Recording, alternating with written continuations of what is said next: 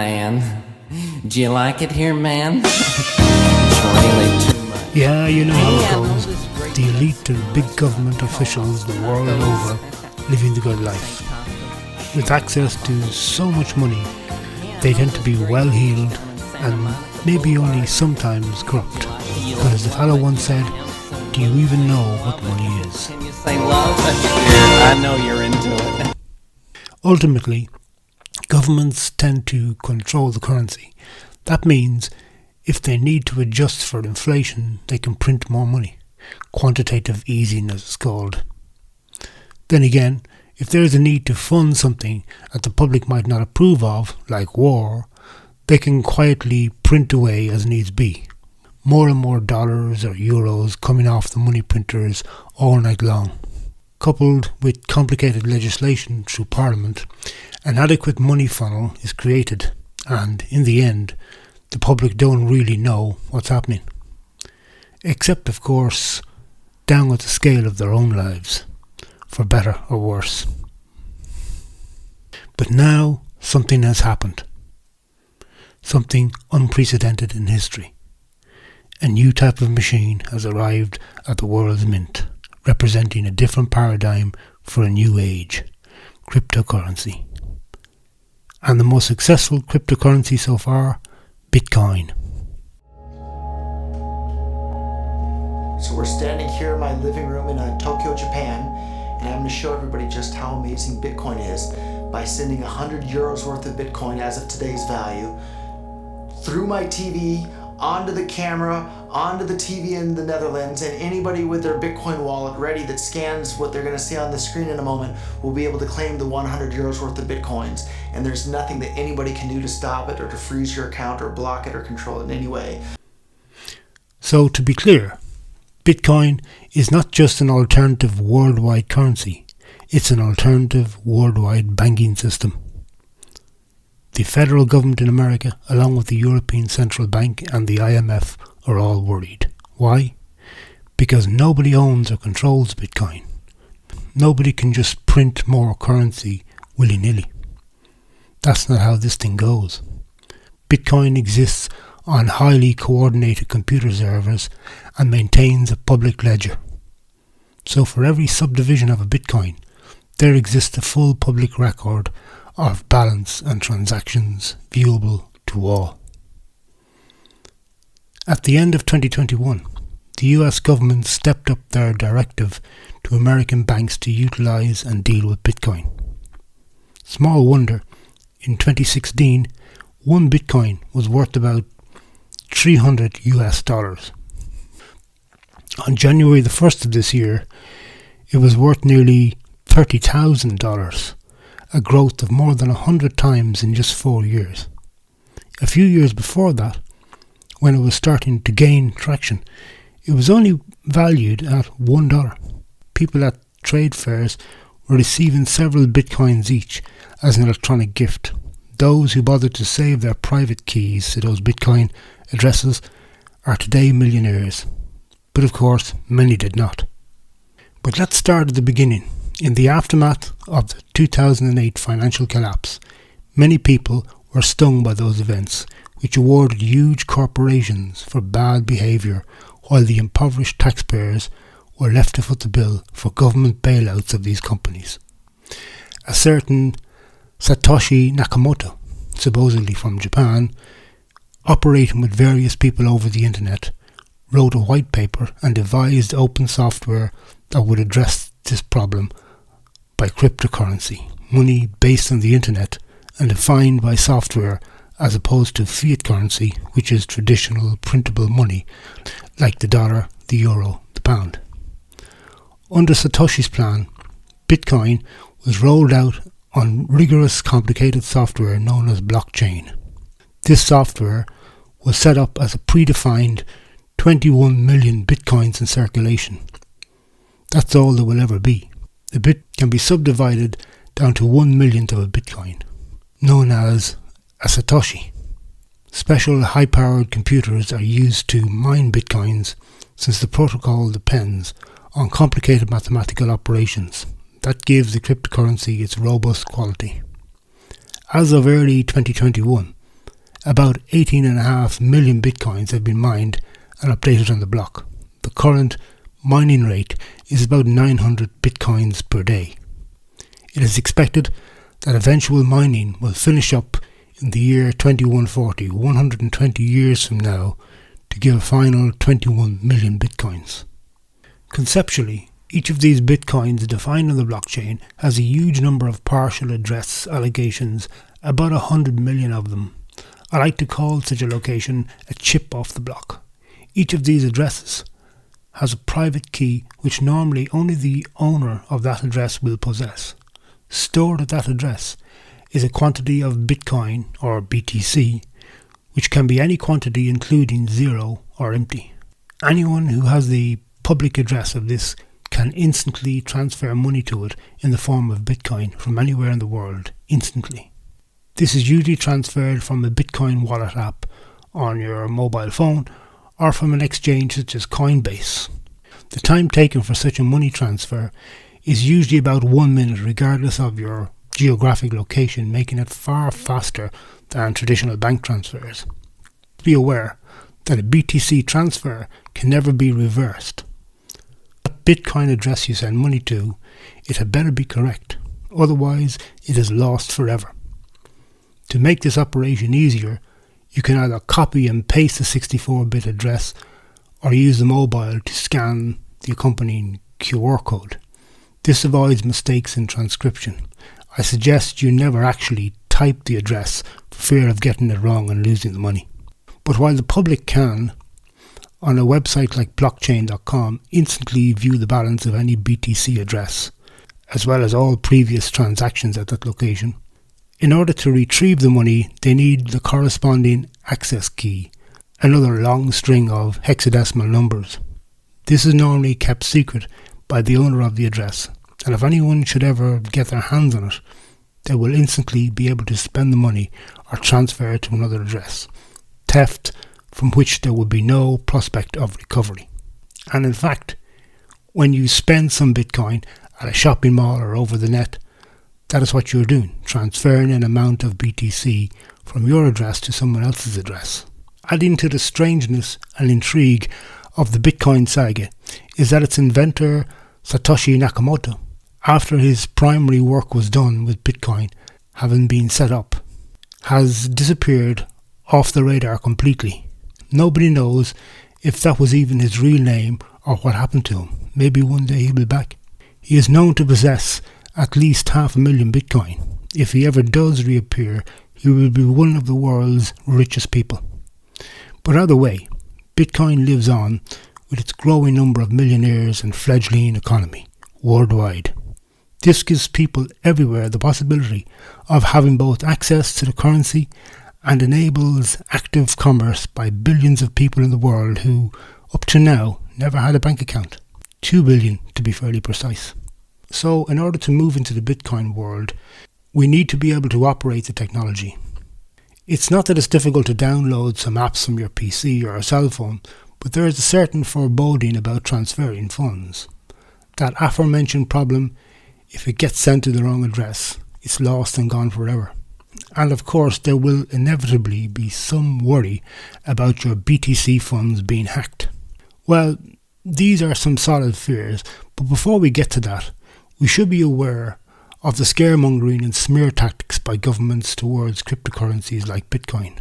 A common myth is that the currency is used by thieves, but the facts show that far less than 1% of all BTC transactions are believed to be criminal in nature. There is simply no comparison in percent or volume with the scale of theft performed in dollars or euro. While some governments might want to ban this, I feel that's unlikely to happen because, apart from having bad public optics, they would instantly marginalise people who have a lot of money tied up in Bitcoin. This would devastate some, as well as pose a disruption for many people in government and large corporations who themselves are moving into cryptocurrency at a fast pace. In early January 2021, Elon Musk is said to be one of those, and speculation abounds that you will soon be able to order a Tesla electric car and pay for it entirely in Bitcoin. Indeed, there are a growing number of online shops dealing in Bitcoin, such as Newegg, Microsoft, and even the likes of headphones.com. The attractions to Bitcoin are even more compelling for the rich and the corporations. In the words of Max Kaiser, they come for the greed and stay for the revolution.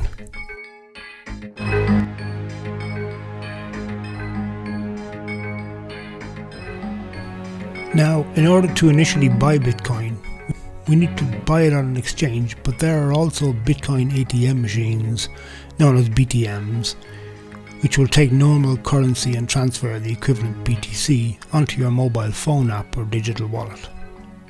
The online exchange sites, such as Coinbase, enable you to buy Bitcoin with credit card or direct transfer from your bank. As such, you sign up and create an account with such an exchange. But what happens if these sites are hacked? You might lose some of your Bitcoin, right? Well, that's a problem which we will get to in a moment, but we should mention the infamous Mt. Gox. This was one of the early Bitcoin exchanges to come online a few years ago after Bitcoin generated momentum. With huge customer BTC balances on its books, it was suddenly hacked in 2014. A reputed $460 million of Bitcoin was lost at the time. Dramatically, as of January 2021, it has been announced with the intervention of the courts that 90% of lost Bitcoin funds will now be repaid to its customers. Since the Mt. Gox episode, legislation has tightened up with many exchanges in order to give reassurance to customers. But the bottom line is, you should not, as a Bitcoin trader, store your BTC in an exchange for long periods. Export it out to your wallet or PC or mobile, or transfer it back to fiat currency in your bank as you wish. Now, coming to matters of security, the question arises of long-term storage of Bitcoin. You don't want to leave it on a device, especially large sums. Though you might keep a few €100 worth of Bitcoin on your mobile wallet for convenience when travelling, for example. Bitcoin millionaires aside, what if you're a person who bought one BTC in 2016? Today it's worth nearly €30,000 and rising by the hour. How would you secure it? Traditionally, the banks handle this headache, but remember, Bitcoin replaces the banks ultimately, resulting in far lower transfer fees, like a few pence per transaction as opposed to a few euro. But you are left with responsibility for storage yourself. The most secure option is cold storage, keeping it stored offline with the air gap on a device that is not connected to any network or simply in paper format. I actually recommend you do both. Before I get to such a procedure, let me mention the commercial Bitcoin storage devices. These are called hard wallets and resemble the USB thumb drives, except they are secure and basic computers with a tiny screen interface to report the BTC balance. Brands such as KeepKey, Trezor and Ledger are the best known. These devices do indeed perform the task very well, but have some potential problems. First, there is always a possibility that this device might fail sometime.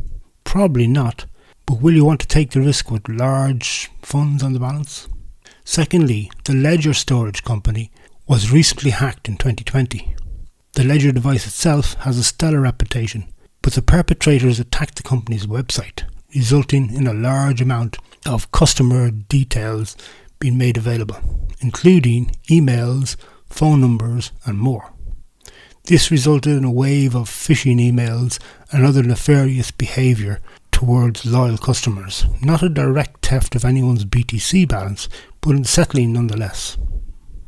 Let us remember what can be at stake here. Fantastic amounts of savings or investment. At this very moment, in California, there is a troubled computer programmer who is frantically searching for his lost Bitcoin address key. So he can see the balance of his Bitcoin address, but cannot spend the money. And how much money is on his balance? $220 million worth of Bitcoin. As I speak, he has 2 attempts left to guess his key and has resorted to a search of a local council dump to find some lost device in the hope of finding the key. Needless to say, we don't ever want to get into that situation. Remember, that with Bitcoin we are the bankers, the custodians.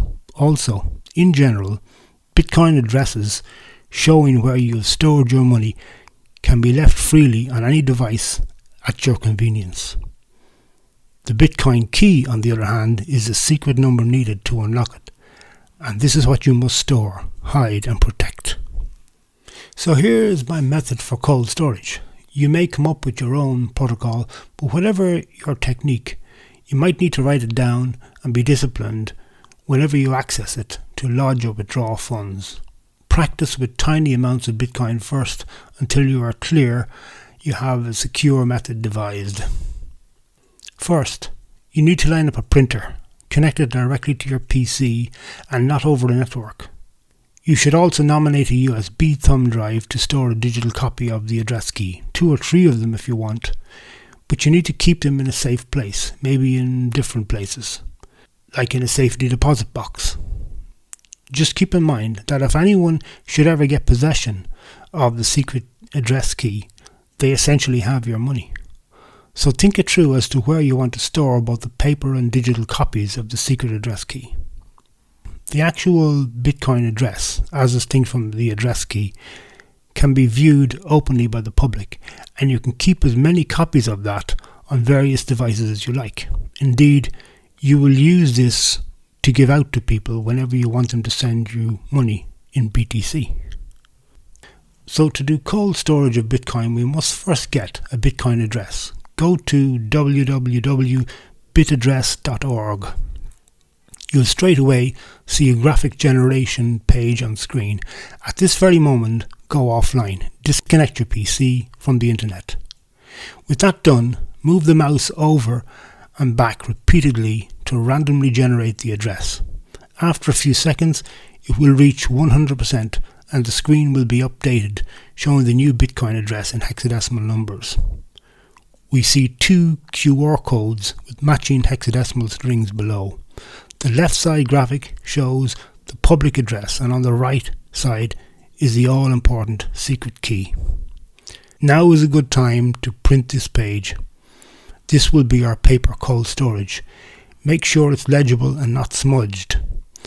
Ideally, you should seal this in plastic to prevent damage by moisture before storing it secretly. Next, you need to copy the characters of the public key string on the left and save it to a text file on your desktop. You will use this to copy and paste when giving it out to people in order to send money to it, or when you are transferring money to it yourself from an exchange, for example. Now for the digital side of the cold storage. Insert your USB thumb drive. You want to store the secret key and matching QR code, but as a further security measure, not the public key. So to cut the right side out of the image, we take a screenshot and paste it into a photo or image editor such as GIMP, for example. Highlight the rectangular area around the secret key to include QR code and hex number, then export it into a new file on your USB. You can also store the hex key on a text file for convenience on the USB. This will be used when you want to release funds for future spending. That's it. Remove the USB and go back online after you have closed off the address page from your browser, leaving no trace of the secret key. So at this point, you have cold storage of both paper and digital forms of the Bitcoin address key. Now it's already infinitely safer than if it was stored on a device that's connected to the internet. When you want to add funds to it or share it, you can simply use the public address you keep on the desktop to send from your wallet or exchange in either QR code or text code format. Access to the cold storage side will, of course, only be used when spending. So now, with the cold storage hidden away safely, you can add funds to it as often as you want. After it accumulates some Bitcoin, you may wish to repeat the procedure in order to generate more addresses and add them to cold storage in the same way. Whenever you wish to check the balance of any of these cold storage addresses, you don't have to physically dig up the USB or the paper printout. Just go to blockchain.info and paste in the public address you want to check. Straight away you'll see the balance and all the transactions. As civilization evolves, we will always replace the old with the new, since, on balance, innovation tends to bring improvement. This is most certainly the case with cryptocurrencies such as Bitcoin.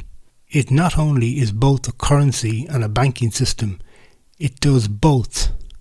In addition to handing power over to the public, it removes the inefficiencies of printing money in the old fiat system, not to mention removing the sheer corruption. Gone is the concept of fake dollars, and eventually you store a record of your Bitcoin on apps and cold storage devices. The actual Bitcoin exists only in the blockchain, which is continuously verified on the internet. There is no central server, no owner, and no decision maker. And with regard to the inevitable fear, uncertainty and doubt propagated by authorities, one analyst put it best. They're worried that the criminals will use Bitcoin. But the truth is, they're far more worried that the rest of us will use it.